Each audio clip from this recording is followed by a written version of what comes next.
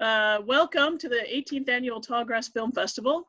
Big thank you to all of our sponsors with us on this journey. Don't forget to tag us on your social media at Tallgrass Film and hashtag Tallgrass 2020, especially if you're enjoying a lot of these fabulous films. I'm Ellie Keppy. I'm part of the hospitality team and a pre-screener. And I'd like to welcome, here we go, writer, director, producer, and actor, Vanessa Leigh of Sam and Emma. This short won the Best LGBTQ Short and Best Romantic Short at the Independent Short Awards, and was also the Best LGBTQ Short at the Lady Filmmaker Festival, where Vanessa received a nomination for the Best Actress Award. Congratulations on all of those. Thank you. It looks like you grew up in California with a passion for performing arts, and you've worked in front of and behind the camera ever since. Vanessa, welcome and thank you for joining us today. Yeah, thank you so much for having me. Wow, wow, wow. So that was an intense 15 minutes. I mean, yeah, that was just an intense 15 minutes. I have a lot of friends who've suffered through a miscarriage. Thank you for telling that story. I think it's important to really get that out there for people to see that, you know, everybody's really involved in this. The tension that you carried through the film, I mean, that entire film was really, really creative. Where did the idea for this film originate? So believe it or not, I actually, the song in the film, Work by Charlotte Day Wilson, was a massive part of the inspiration. I heard the song first, and I actually kind of created the storyline around the song. I knew I wanted to use the song. I knew that I just had kind of something brewing when I heard the song, and so that actually came first. And I wanted to tell a story about two women struggling with issues away from sexual identity and more towards issues of what it means to be a woman, be in a relationship, go through losing a child, that kind of loss. Because I think sometimes when we look at stuff like that, like miscarriages, it's very heteronormative. And I think deep down intellectually, we know that that's not true, that this happens to gay couples all the time, but I just don't think we always think about it and put it in the same, lane. And I really wanted to focus on again, issues beyond just sexual identity and what it means to be gay, what it means to come out, and those struggles, and focus more on human struggles and kind of show the fact that like gender doesn't really matter. I've actually had a lot of like my straight male friends who have watched this film, and they're just like, I'm watching it, and midway through, I don't even see that it's really about two women anymore. It's just about this couple going through something that we all feel and that maybe we've all gone through. Maybe not necessarily the miscarriage side of things, but trying to repair your relationship, whether it's working, and then just that pain that you go through with breakups or hiccups in your relationship. And that was really nice to hear, because that, that was a goal. I can't say it was like the goal, but it was definitely a goal to make this universal and not just an LGBTQ film, but something that could resonate beyond the LGBTQ realm. Yeah, I'm right there with you. I mean, having so many friends and family members of mine having gone through that, the difficulties involved there are really strikingly similar. And when we were talking about it, and I had a lot of my friends who aren't ready to talk about those things, and the ones that were really related to, your storyline and two characters and the difficulties they went through, and, trying to pull yourself up in the moment and figure out what you're going to do next. Wow. I love that came from the music. That was going to be one of my questions a little further down, so we'll bring it up right now. You use the flashback and that music in a really interesting way. How did all of that come together? Because I mean, a lot of these films are really heavy on dialogue, and this one was really, I mean, it was emotional and intense the whole time. How did you create that?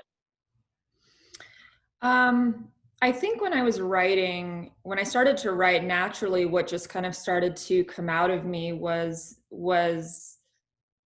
having this be more of a visual medium, strictly a visual medium, and focusing on just the song and the image. So very music video like, obviously, and I had written it much like a music video treatment.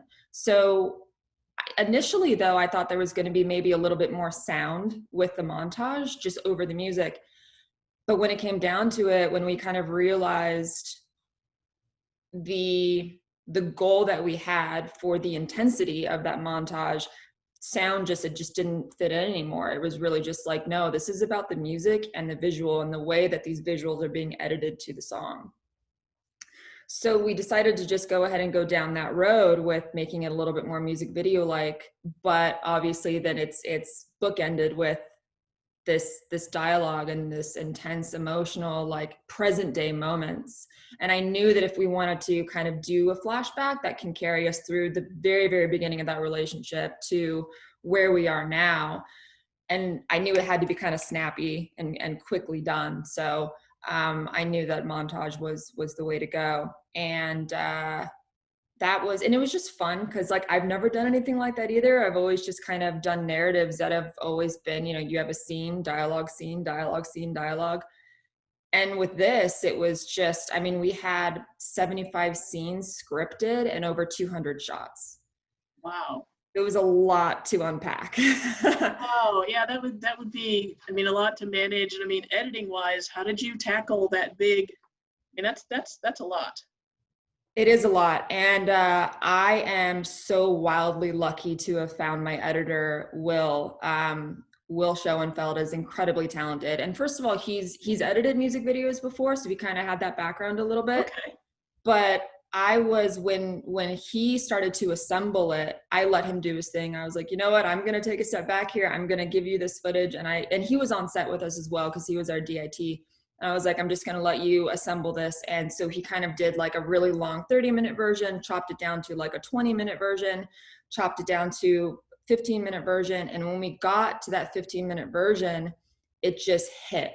It just, like, it made me cry. It made my other crew cry. We're all just like so affected by how he was able to pretty flawlessly match the imagery with the tones and the motions and the movement of the music, to the point where when we did any tweaks, they were very, very minor because he had lined it up so well. So he's just a rock star. He put it together so incredibly well and took my notes and applied them. And so the assembly, believe it or not, was a lot easier than I thought it was going to be. And a lot of that credit goes to my editor. So. Oh yeah, congratulations on that, because it was really refreshing.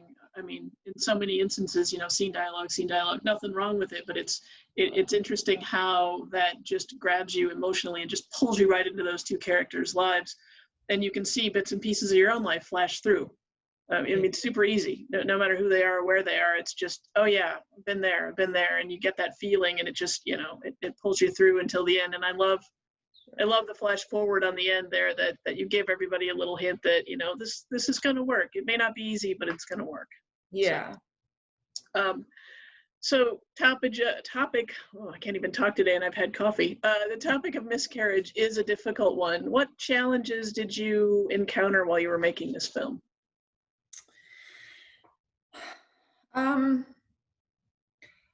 I think, and I mean, you're right. I mean, when you talk about such heavy topics, you want to be sensitive about them while doing them justice. And,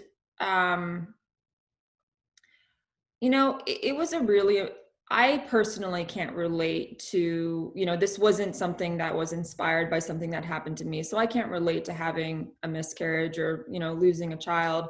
I do have some friends, including a couple queer friends who had a miscarriage and it ended their relationship.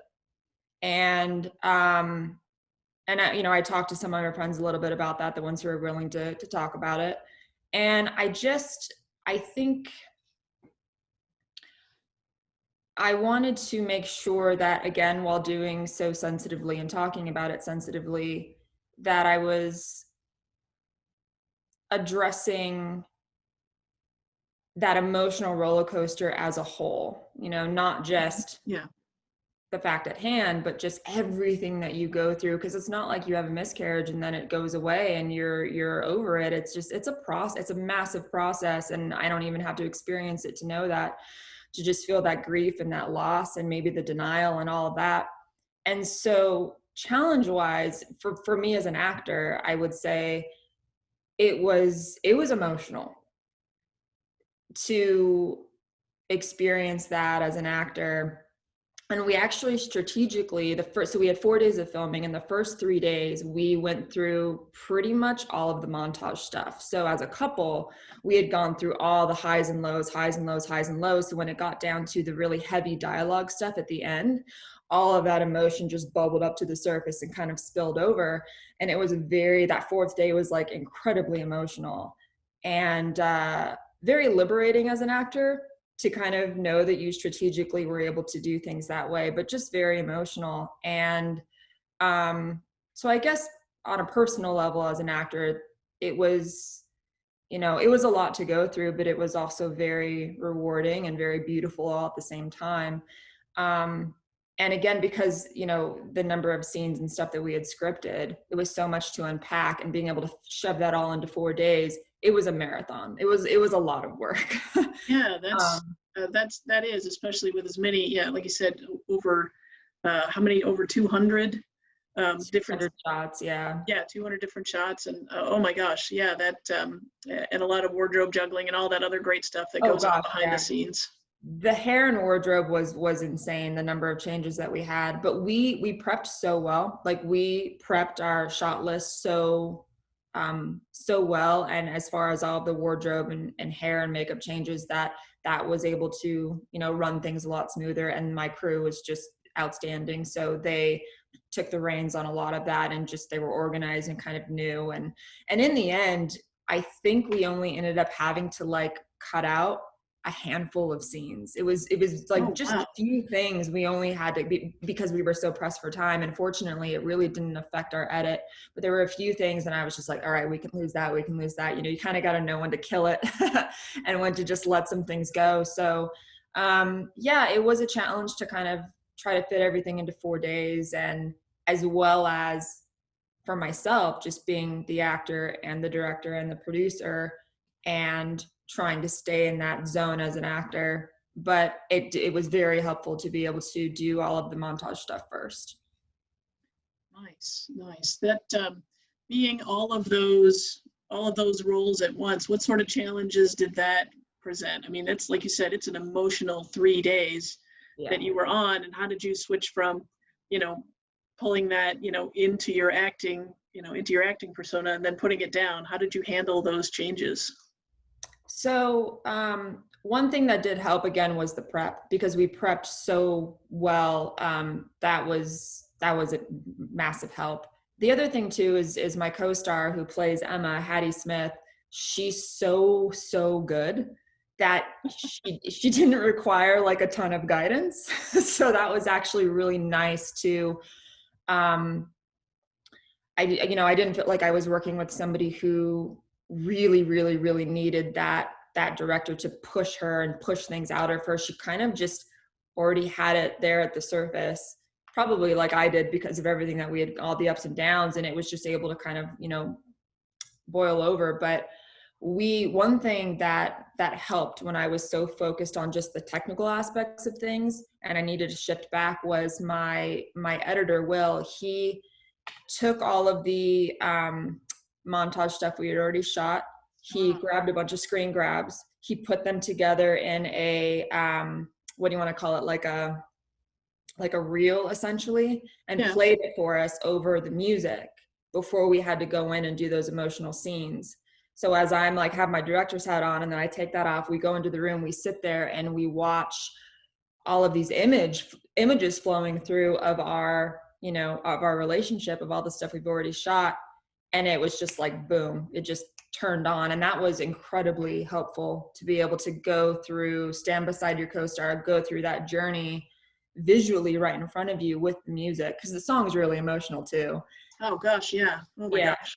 And then just get on set and you're ready. And that was very helpful. So I owe a lot of me being able to juggle both of those roles and switching in and out to everything my crew is able to do for us, and just their focus and their hard work and ideas like my editor had to do that for us. It was really nice.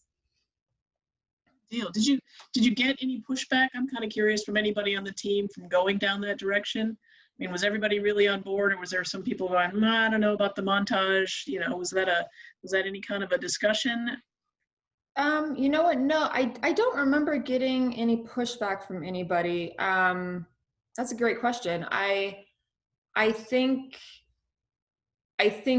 originally when I had thought of doing some sound for and being able to actually hear some of the montage, I think that's when my DP, Chris Bond, I believe he said something like, hey, I think this would actually be a lot more powerful if we just stick to that strictly visual medium. It's like, I really think it would, like, you're just telling a story through pictures over dialogue, over noise, over tone of voice. And he was right. Like, you can absolutely tell a story that way. I mean, music videos do it all the time, you know? Yeah, So we know that it's out there and it's, you know, a possibility, but to be able to apply that in a short film format was awesome. Like, I'm so glad that we ended up going that direction. yeah, I am too, and I'm pretty sure a lot of folks in the audience who are watching our Q&A right now are shaking their heads doing the same thing. So I'm glad that you guys went that direction. So so what about Sam and Emma are you the most proud of? Um, I think I'm really proud of telling a story again that is oftentimes in media and TV and film considered to be more heteronormative, and kind of flip-flopping that on its head a little bit, and basically, you know, normalizing lifestyles that are under attack with topics like this, just normalizing them. This happens. And why don't we see it more? I mean, I will, you know, always respect and advocate for films that are about coming out and dealing with, you know, what it means to be part of the LGBTQ community and the process of coming out. They are so important, and they deserve to be in the mainstream media, but I think so do these films, about just like normalizing who we are and not feeling like when you talk about us that it has to be about our sexuality, because it doesn't. And I think I'm proud of kind of steering the narrative away from that and more towards just, again, normalizing the fact that it doesn't have to be about, like, you don't have to put gay characters into your films and movies just because they're gay. That shouldn't be the central idea of why they're there always.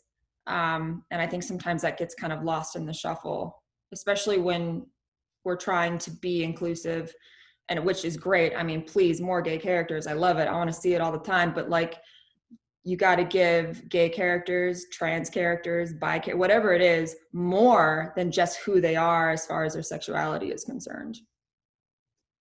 Yeah, I must agree. So here's one of my favorite questions when chatting with filmmakers, and as part of the hospitality crew, I've got to talk to a lot of filmmakers over the years. What's next on your list? I'm currently writing my sixth pilot about a queer trans relationship, very much in line with the show on Hulu called Normal People, except with a queer trans narrative. So I'm writing that right now. I am working on writing my next short film. No idea when I will make that, as short films are really expensive. And this one is going to cost me a lot more than Sam and Emma, so we'll see. But writing the next one, and actually I'm getting ready tomorrow to go back to set and work on a feature film, which I'm super excited about, because I think it's been 7, 8, 9 months because of the pandemic. So get to be back on set, which is great. And then in the meantime, just write and work on some personal projects. And yeah, and then Sam and Emma will continue to play in the film festival circuit. We have some festivals coming up that it will screen at in October, November, and then through the new year. So I'm excited to see how it continues to do. Wow. And one last question, right? I see your bio, and man, you've done a lot of different roles. I mean, writer, director, actor, producer, you know, editing, everything. How have you how have you sort of transitioned between all of those, and which direction do you really sort of lean to? Writer, for sure. Screenwriter. I want to write for film and television, and I eventually would love to be a showrunner. So that's kind of like at the tippy top of my priority list. But it's interesting because when I first started in this industry, I thought that what I wanted to do, hands down, before anything else, was acting. I was like, that's it. That's what I want. I want to be an actress. But it really, actually rather quickly, I realized that writing was really where my passion was, telling stories in that way, writing, and now dipping my foot into directing a little bit more. I've really enjoyed the writer director role over acting. I still like to act, but I think for me, just like there's nothing like being in a writer's room. I love that feeling, and um, I love television, so writing for television, that's a big goal of mine. Wow, it sounds good. Well, I can't wait to see your next piece show up. I'm definitely going to be looking for you and keeping an eye on what you're up to, especially after this one. Oh, thanks so much. Yeah, that's great. Anything else you'd like to throw in about the whole process of making this film, or just filmmaking in general? I mean, we have an audience here of a lot of folks who are probably looking at filmmaking as an option, and showrunner, we should define that too, because I can guarantee you there's some folks in the audience who don't know what a showrunner does. But any other bits of advice and what a showrunner is for us? Oh, well, yeah, I mean, a showrunner is kind of the I feel like I can almost equate it to a creative producer of television, just the Okay. person responsible for just all of the creative aspects when it comes to essentially making a television show. That is a showrunner. So kind of responsible for every single element in the creative process. And that could be from, you know, the writers to who's directing, to the casting process, to locations, to just kind of like putting all of that together. And a lot of television creators are also just the showrunners as well, creator to writer to showrunner. The other little, I guess, piece of advice, so the song by Charlotte Day Wilson, it's a rather popular song, and it was actually used in some big TV shows like Euphoria and Good Girls. And so I didn't know what kind of chance I had of getting the rights to the song. But I learned a great thing through this process, as far as like, you don't know if you don't ask. Like, if you don't give people the opportunity to say yes, they're not going to say yes. And I think people like are surprised, like you'd be surprised to just kind of realize, like, if you just go for it and ask and go for what you want, more often than not, you're going to find people who are at least willing to help and willing to accommodate. So like, it was a small budget film, and I contacted the artist's representation, her management, and I just said, hey, I have a really small budget. This is the project. This is what it's about. And I would love to use this song. And I gave them a very low offer for the master use rights, and they said yes. Oh, So wow, then congratulations. yeah. So then I took that, and because then I had to go to the music side of it, the music company side, to get the sync rights to be able to actually use the song, the whole song. And I went to them and I was like, this is what they accepted for the master use. Would you accept the same for the sync?